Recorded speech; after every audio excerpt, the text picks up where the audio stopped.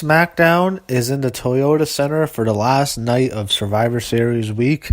It's been 4 nights in a row now in Houston. We're finally out of Houston, last show. So Shane McMahon is out. He's going to start the show right now. I'm sure he's probably angry. This character's angry that they lost. And he's talking about it, and how SmackDown's now, the C show? They can't be the B show anymore, they lost. So, yeah, obviously SmackDown lost the Survivor Series. They got the better of Raw last year, so I guess they had to give Raw the better thing. I don't know how much it'll hurt SmackDown, probably not much, but, the two major matches, Raw won. He calls out Kevin Owens and Sami Zayn. So they come out, and then they go back and forth. So the big story is that both of them wanted to go to Raw. I mean, they showed it on the WWE or a YouTube video that both of them want to go to Raw. And Shane's about to fire him, and then Daniel Bryan comes out.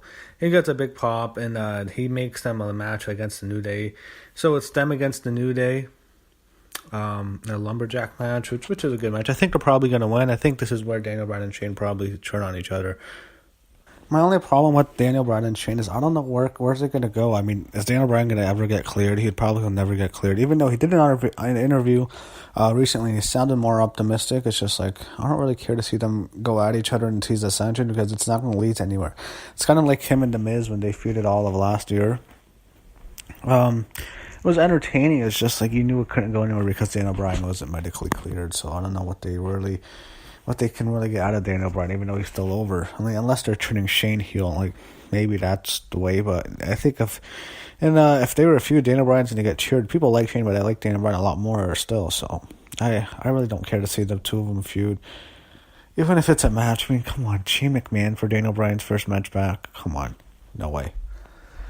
So he has Shelton Benjamin against one of the Usos right now. We'll see what happens. I'd like to see the two of them win. The New American Alpha get a decent run at the tag titles or something. So Shelton Benjamin beat Jay. That was a surprise. That was definitely a surprise. I wasn't expecting that one. I guess they can use the injury to say that the Usos were hurt, but Usos are the best team in the world right now, the best tag team in the whole company, and maybe the world. So I don't think they shouldn't be losing the tag titles anytime soon because they're so good. So you have Kevin Owens, Sami Zayn backstage with Baron Corbin. Didn't really care to see that, and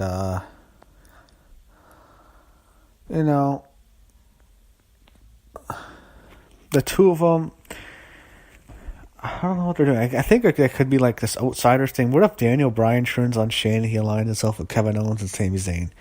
That would be really cool. That would be awesome if that happened. What if they do an NWO and Outsiders? I think that'd be really awesome, but probably not going to happen. What if John Cena comes back and they're beating up Daniel Bryan, and then you can imagine Graves or someone saying, or Tom Phillips, whose side is he on? Whose side is he on? And then Cena turns. That'd be funny, but that'll never happen, obviously. Okay, so they show Naomi, and man, I'm surprised this happened. Ruby Riott comes up to her, and Ruby Riott extends her hand to shake Naomi's hand, and then Liv Morgan and Sarah Logan. I thought that might have been Aliyah, or whatever her name is at first, the Arabic woman in NXT. I thought that could have been her, but it was Sarah Logan. I haven't really seen much of her. Obviously, I know Liv Morgan really well, and I know Ruby Riott obviously really well. But the two of them, they all come in and they just beat the crap out of Naomi. They beat her ass. And then Becky Lynch comes out, and my God, they beat the fuck out of Becky. I don't like this. They just did the same thing on Raw. Why do you have to do this again? It just doesn't work. I kind of, Paige, Sonya Deville, and Mandy Rose, they don't have any experience, at least they're with Paige. Here, they don't fit in with each other. These three women, Sarah Logan and Liv Morgan, could be a tag team. They fit in with each other. They're both, stereotypical attractive women. You have Liv Morgan, a hot blonde, Sarah Logan, a hot brunette. But Ruby Riott, with her punk look with the tattoo, she does not fit with them. I do not like that pairing, the three of them as a stable. It looked kind of cool. They crushed Becky's ribs, but I mean, do we need to see the same storyline choice? And why aren't Billie Kay, Peyton Royce up? Those two are two almost over, or Peyton Royce is the most over woman in NXT. Why isn't she up? You have Ember Moon, who's so much better than like probably the best worker down there. Besides her or Kairi Sane, but she just got there. She doesn't need to come up yet. There's so many more talented women down there. You're calling up, I don't know, Ruby Riott, even Nikki Cross. Nikki Cross actually should come up with Sanity when they get called up. Maybe that'll be after WrestleMania, but I don't know. Sarah Logan, I guess you can tell who Vince protects or who they protect. They have their hot woman. They don't want them to get eaten alive by the NXT crowd. Look what they did to Eva Marie. So I guess that's their thing. But I don't know. Liv Morgan and Sarah Logan and Ruby Riott's not that over in NXT. I don't. Okay, that really fell flat. So you have Daniel Bryan and Shane McMahon backstage. Two of them are, again, Shane McMahon says he's going to leave. He's going to go to his hotel room and let Daniel Bryan take over. And you can tell there's a session coming. He tells Daniel Bryan about Owens and Zayn. He wants him fired. Yeah.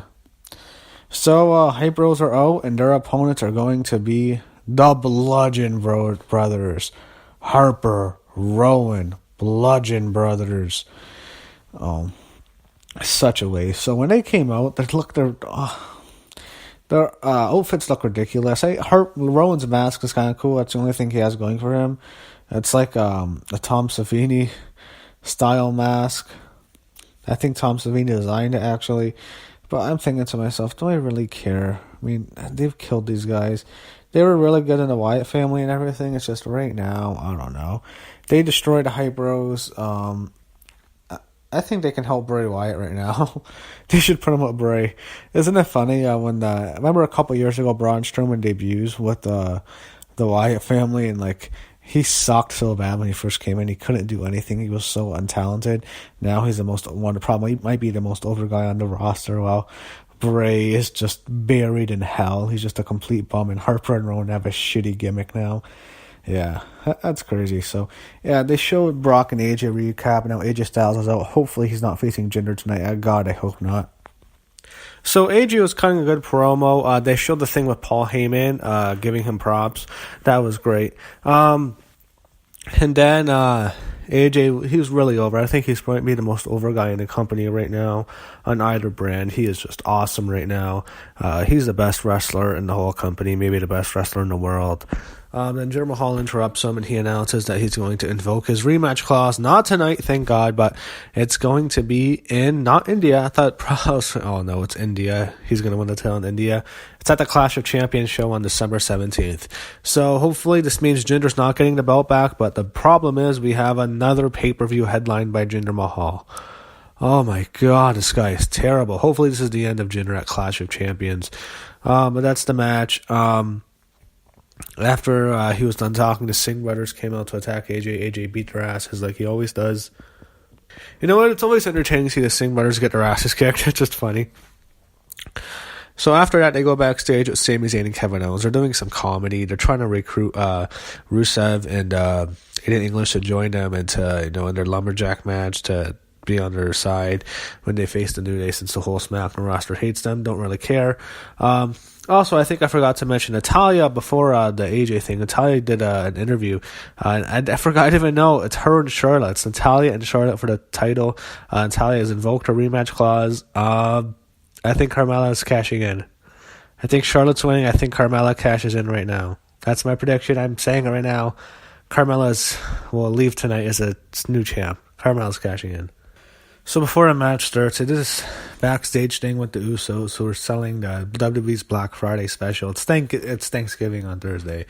I'm Canadian, but to all Americans, happy Thanksgiving. Anyway, they're selling. I was thinking to myself, why are the Usos allowed to act black? I mean, they're Samoan, not black, but I don't know. Anyway, women's title matches right now. So the match ends in disqualification. You have the second female Shield come out. Liv Morgan, Sarah Logan, and Ruby Riott. They beat up Natalya. They're going after Charlotte now. Man, I was disappointed. I thought Carmella was coming out for sure. It's not like I need to see Carmella as champ, but they destroyed Charlotte, saying, oh my God, Carmella right now. No Carmella. They went to commercial break. Really? I don't know. That was kind of bullshit. Anyway, I like Charlotte as champ. Anyway, I just think stuff. Oh, perfect time for Carmella. Is Carmella even still on this damn roster? I mean, is she even? It's like they dropped her briefcase. Is she even still champ? I mean, the still briefcase holder. She's not even has any program.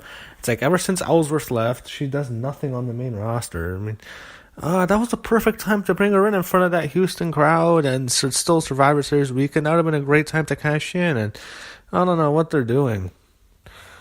You had Dasha the robot interviewing Daniel Bryan. No offense to Dash. I mean, she just sounds so robotic, especially her interview earlier in the night. She had an interview earlier in the show. So bad. Anyway, she interviews Daniel Bryan, and Kevin Owens and Sami Zayn threaten him about, don't you dare fire us. It'll be the biggest mistake you can make. So Lumberjack match is up next. Nakamura comes out first. It's like, man, what a fall from grace for this guy. Because all the B stars are out. Corbin, I guess, is the second biggest guy out, who's also there. Not feeling this match too much. Don't really care too much about this tag team match. So during the commercials, they preview what's on for next week. The handicap match with AJ Styles against the Singh brothers. And it's also a new Breezango Fashion Files. It's going to be Saw themed. Do you want to play a game? So it's Saw. So the way the match ended was awkward. Sami Zayn and Kevin Owens got the cheap win, and then Kevin Owens ditches Sami, so I'm thinking stuff I think this, but again, New Day destroys Sami Zayn, and then Kevin Owens runs away. He ran away in the crowd, and the end of the show shows Kevin Owens backstage. He sees Daniel Bryan backstage. He thinks he's getting fired for sure.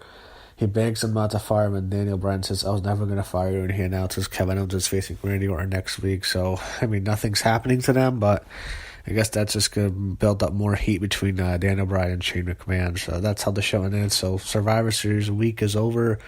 WWE is out of Houston, Texas now, and then next pay-per-view is not for another few weeks, and there's no pay-per-view. There's only one pay-per-view from now until the Royal Rumble. So I think we're going to get into that Royal Rumble season and, of course, WrestleMania season. So this is really when the things start to heat up. This is like the calm before the storm.